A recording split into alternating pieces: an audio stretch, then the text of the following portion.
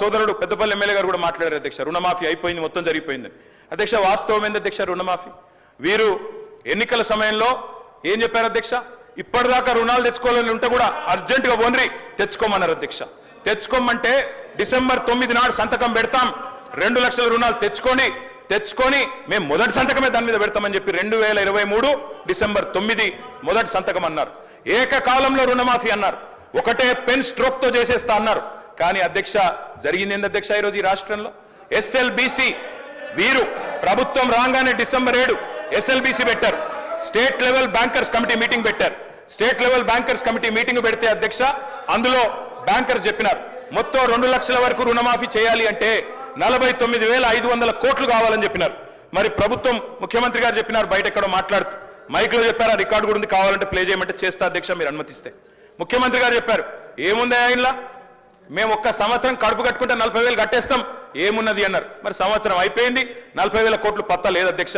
మరి కడుపు కట్టుకున్నారా కట్టుకోలేదా ఇంకేం చేసినారో మాకు తెలియదు అధ్యక్ష, వారు చెప్పాలి. అదేవిధంగా అధ్యక్ష 40,000 కోట్లు అన్నారు ముఖ్యమంత్రి గారు, ఎస్ఎల్బిసి 49,500 అన్నది, ముఖ్యమంత్రి గారు 40,000 అన్నారు. మళ్ళా వెంటనే కేబినెట్ కాడికి వచ్చే వరకు 31,000 కోట్లు అయింది. మరి ఎట్లా మాయమైతే అధ్యక్ష లెక్కలు? 49,000కి వెళ్ళి 40 అయింది, 40కి వెళ్ళి కేబినెట్కి వచ్చే వరకు 31,000 కోట్లు అయింది, బడ్జెట్కి వచ్చే వరకు 26,000 కోట్లు. మళ్ళీ ఇవాళ మొన్న పాలమూరులో విజయోత్సవం జరిపినప్పుడు మొత్తం జరిగింది 19,000 కోట్లు అని చెప్తున్నారు అధ్యక్ష. నేను సవాల్ చేస్తా ఉన్నా, ఈ ప్రభుత్వాన్ని సవాల్ చేస్తా ఉన్నా అధ్యక్ష, ఏ ఊరికైనా పోదాం రాష్ట్రంలో, కొండారెడ్డి పల్లికి పోదామా, కొడంగల్కు పోదామా, సిరిసిల్లకు పోదామా, ఏ ఊరు వాళ్ళ ఇష్టం, పాలేరు పోదామా, ఎక్కడ పోదామా వాళ్ళ ఇష్టం. ఖచ్చితంగా ఏ ఒక్క ఊర్లోనైనా 100% రుణమాఫీ జరిగిందని రైతులు చెప్తే స్పీకర్ ఫార్మాట్ లో రాజీనామా వెంటనే మీకు ఇచ్చి రాజకీయ సన్యాసం తీసుకుంటా అధ్యక్ష, ఏ ఒక్క ఊర్లో అయినా సరే. అధ్యక్ష ఈ రకమైన బుకాయింపు, ఈ రకమైన మోసం మంచిది కాదు అధ్యక్ష. పావులా కూడా జరగలే అధ్యక్ష రైతు రుణమాఫీ. 49,500 కోట్లు అని చెప్పి ఇప్పటి వరకు 12,000 కోట్లు కూడా చేయకుండా తప్పించుకునే ప్రయత్నం చేస్తా ఉన్నారు. ఒక మాట అన్నారు అధ్యక్ష ఆ రోజు ముఖ్యమంత్రి గారు, రైతు బంధు ఎందుకు అయిపోతుందా, మేమేమన్నా దివానగాళ్ళమా అవులగాళ్ళమా అని మాట్లాడింది అధ్యక్ష. మరి ఇలా వానాకాలం రైతు బంధు ఎగ్గొట్టిన వాళ్ళని ఏమనాలి అధ్యక్ష? వానాకాలం రైతు బంధు ఎగ్గొట్టిన వాళ్ళని ఏమనాలి అధ్యక్ష ముఖ్యమంత్రి గారి మాటల్లో? అందుకే అంటా ఉన్నాం, ఒక పంట కాదు 3 పంటలకు ఇయ్యాలని డిమాండ్ చేసిండ్రు, ఆ 3 పంటలకు ఇయ్యాలని మేము డిమాండ్ చేస్తా ఉన్నాం. ఇవాళ నిన్న భూభారతి చట్టం తెచ్చిండ్రు అధ్యక్ష, అందులో అనుభవదారుడు కాలం పెట్టింది.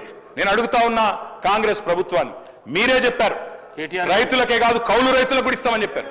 ఎస్ సార్, కన్క్లూడ్ చేయండి, ఎందుకంటే నేను వేరేమైనా మాట్లాడుతున్నా సార్, సబ్జెక్టే మాట్లాడుతున్నా, రైతు భరోసా మీద మాట్లాడుతున్నా అధ్యక్ష. అనుభవదారుడి కాలం పెట్టారు, జమాబంద్ అని రాసినారు. మరి అనుభవదారుడి కాలం పెడితే నేను అడుగుతా ఉన్నా అధ్యక్ష, చెప్పండి దయచేసి, అనుభవదారుడి కాలం పెట్టారు. ముఖ్యమంత్రి గారు ఎన్నికలకు ముందు చెప్పినారు కౌలు రైతుకి ఇస్తాం, రైతు కూడా ఇస్తాం, భూ యజమానికి కూడా ఇస్తామని చెప్పినారు. ఇవాళ ప్రభుత్వం స్పష్టం చేయాలి, రైతుకు ఇస్తామని చెప్పిండ్రు, కౌలు రైతుకి ఇస్తామని చెప్పిండ్రు, రైతు కూలీలకు ఇస్తామని చెప్పిండ్రు. తప్పకుండా ఇచ్చిన హామీ నిలబెట్టుకోవాలి. ఇంకా చెప్పాలంటే అధ్యక్ష ఈనాడు పేపర్లో ఫ్రంట్ పేజ్ ప్రకటన ఉంది, నాకు చూపెట్టమంటే చూపెడతా, మొదటి 100 రోజులను ఇస్తాం అని కూడా